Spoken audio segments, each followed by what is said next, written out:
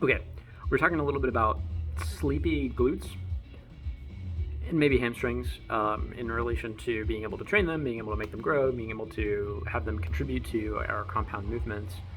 And I found kind of a fun way to test where your strengths and weaknesses might be. So the next time you're at a back extension machine, I want you to try this.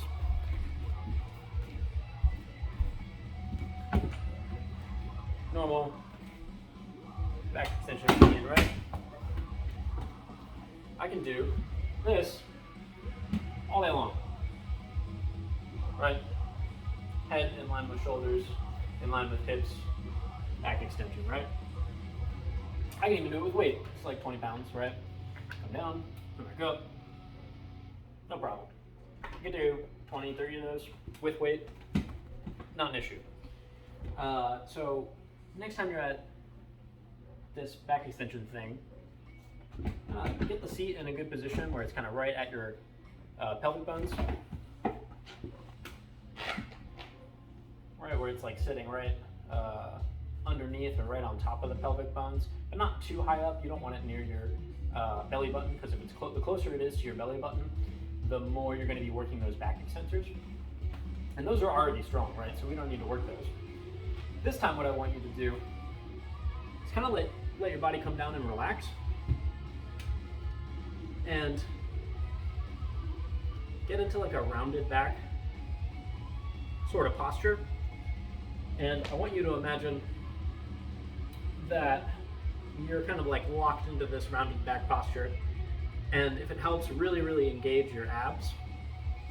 You can breathe into it. If you're familiar with like a hollow body, where you kind of create that stability by breathing in and kind of like pushing out, you want to do that in this rounded back posture and keep that locked in throughout the movement. There shouldn't be any movement throughout the spine.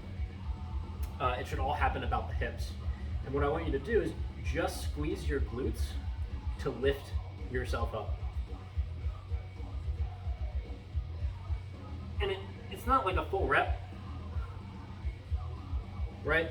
You're not going all the way back up here, right? Because those are your back extensors. You're just squeezing those glutes to lift yourself up.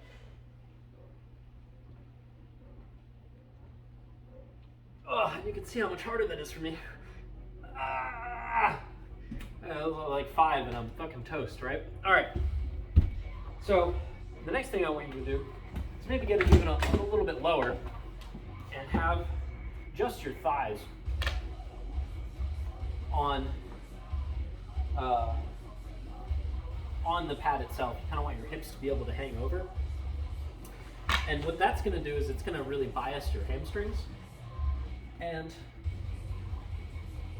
kind of same idea there. You want to kind of get in this rounded back posture and kind of let your hamstrings sort of do the work instead of your abs and lower back. And what you can do is if you turn your feet out, you're going to bias the glutes, right?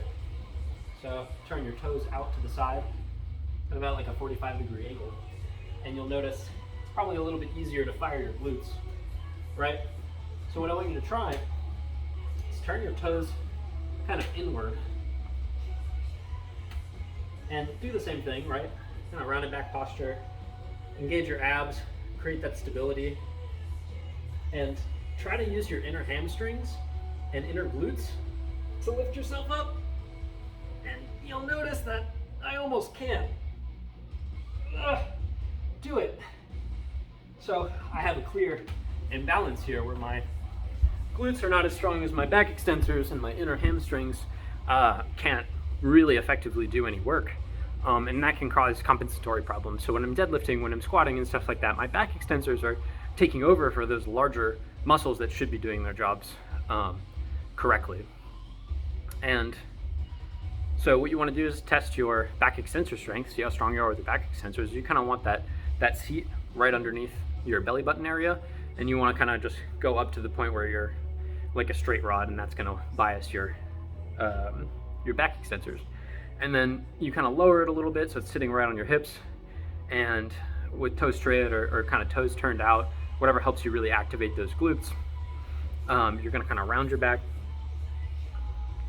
and hold that and only use your glutes to get your body up. And then to bias the hamstrings, you lower it a little bit more so that your hips can kind of come over the pad, and then stretch those hamstrings out, and then use your hamstrings and your glutes to do the same thing, but that's going to give you more hamstring activation. If you turn your toes in, you're going to work those inner hamstrings, inner glutes. Turn your toes out, you're going to work glute major and like outer glutes, right?